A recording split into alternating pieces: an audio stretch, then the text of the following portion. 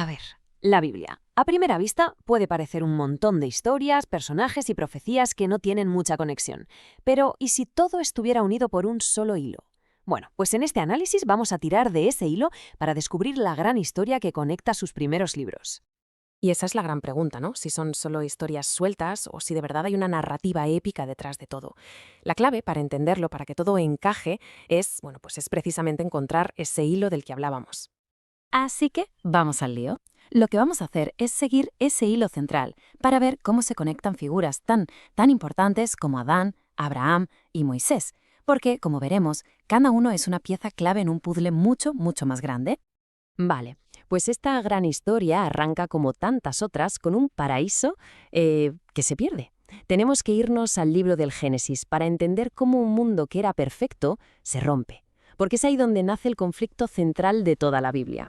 La historia empieza con un mundo recién creado, un paraíso, el famoso Edén. Allí los primeros seres humanos, Adán y Eva, vivían en completa armonía. Todo lo que necesitaban lo tenían y, lo más importante de todo, su relación con Dios era directa, natural, constante. O sea, era la perfección absoluta. Pero claro, esa perfección se hizo añicos. Solo había una instrucción, una sola cosa que no debían hacer: no comer del árbol del conocimiento del bien y del mal. Y la decisión de desobedecer, de coger ese fruto y comerlo, lo cambió todo, absolutamente todo, en un solo instante. A este momento se le conoce como la caída, y es el punto de inflexión de toda la historia. De repente, donde había inocencia, ahora hay vergüenza. El pecado entra en escena y con él, pues, todo lo demás: la separación de Dios, la culpa, la muerte, esa conexión original, rota. Y las consecuencias de esa ruptura no tardaron en aparecer, se extendieron como la pólvora. La envidia lleva al primer asesinato, Caín y Abel. La violencia se descontrola hasta tal punto que provoca un diluvio. Y el orgullo humano, el orgullo culmina en la Torre de Babel, un acto de rebeldía que acaba fracturando a toda la humanidad y dispersando a los pueblos. Pero es justo ahí, en medio de todo ese caos, con el mundo dividido, que empieza a verse una solución. El plan para sanar todo esto no arranca con un gran ejército ni con un imperio, no. Empieza de una forma mucho más íntima, mucho más personal, con un solo hombre y su familia. Se elige a un hombre, un tal Abraham, y se establece con él un pacto. Ojo que es una promesa increíble. De él nacerá una gran nación, y a través de esa nación todas las familias de la tierra acabarían siendo bendecidas. Era ni más ni menos que el primer paso de un plan de restauración a escala mundial. Y lo fascinante es ver cómo esa promesa va pasando de generación en generación. Primero, Abraham la recibe. Luego, su hijo Isaac, que nace casi de milagro cuando sus padres ya son mayores, la hereda. De Isaac pasa a Jacob, a quien le cambian el nombre por Israel, y que tiene 12 hijos, que son los que fundarán las famosas 12 tribus. Y al final, por la historia de José, uno de esos hijos, toda la familia acaba en Egipto. Es que la historia de José es brutal. Sus propios hermanos, por puros celos, lo venden como esclavo. Y sin embargo acaba convirtiéndose en el gobernador de Egipto, nada menos. Esta cita que vemos lo resume a la perfección. Incluso en medio de la traición, del mal que hacen las personas, hay un propósito mayor que sigue adelante. José se da cuenta de que lo que parecía la peor de las tragedias era en realidad parte del plan para salvar a toda su familia.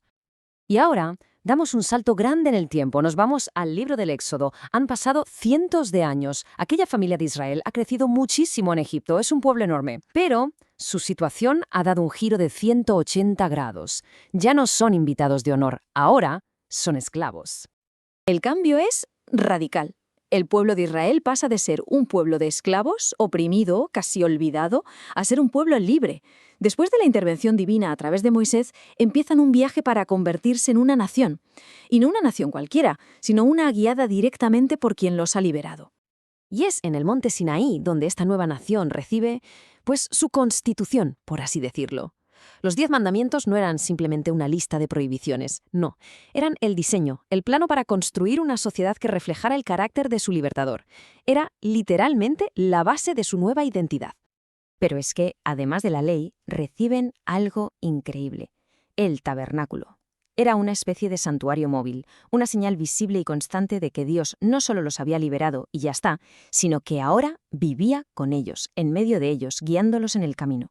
Su presencia se convierte en el centro de toda la comunidad.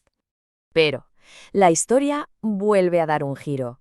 Una vez que ya están en la tierra prometida, después de la época de Moisés y Josué, se entra en una era bastante oscura y turbulenta. Y aquí queda clarísimo que la libertad exterior, el no ser esclavo, no soluciona automáticamente el problema que hay dentro, en el corazón humano. El libro de los jueces se podría resumir en un ciclo que se repite una y otra vez. Es como una espiral hacia abajo. El pueblo se olvida de Dios, entonces viene una nación extranjera y los oprime. Ellos claman desesperados pidiendo ayuda, Dios levanta un libertador y hay paz. Pero solo hasta que ese líder muere. Y entonces vuelta a empezar.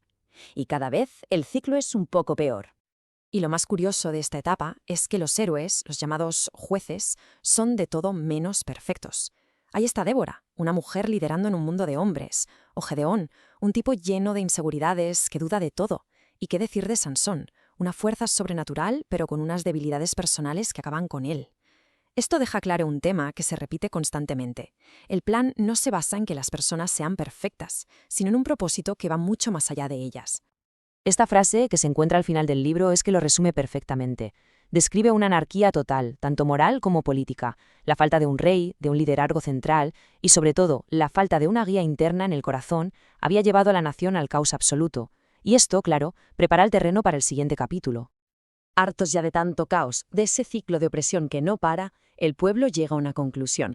Necesitamos un rey. Quieren ser como el resto de naciones. El problema es que su solución va a crear un problema totalmente nuevo. Y aquí está el meollo del asunto. El pueblo pide un rey, un ser humano, porque quieren ser como los demás. Pero la perspectiva divina, la que transmite el profeta Samuel, es muy clara. Al pedir un rey terrenal, no es que estén rechazando a Samuel, están rechazando a Dios como su auténtico rey. Y bueno, al final Israel consigue su primer rey, Saúl. Y a primera vista parecía el candidato perfecto, ¿eh? Era alto, imponente, tenía carisma, daba la imagen de un rey. El problema es que tenía la fachada, pero le faltaba lo más importante, un corazón obediente, el tipo de corazón que hacía falta para guiar a ese pueblo. Y el reinado de Saúl pues se convierte en una auténtica crónica de un fracaso anunciado. Primero, su impaciencia le lleva a hacer de sacerdote, algo que no le correspondía. Luego, desobedece una orden directa en plena batalla por pura codicia. Y lo peor de todo es que cuando le pillan, en lugar de arrepentirse de verdad, se dedica a poner excusas. Al final, su historia acaba en tragedia, totalmente consumido por la paranoia y los celos. Y esto nos deja en un punto clave de la historia. El primer intento de tener un rey humano, esa solución que el propio pueblo había exigido, ha sido un fracaso total. Así que la pregunta que queda flotando en el aire es, ¿si este rey no ha funcionado? ¿Qué va a pasar ahora? ¿Cómo va a seguir adelante esa promesa que se le hizo a Abraham, la de bendecir al mundo entero? Porque una cosa está clara, la historia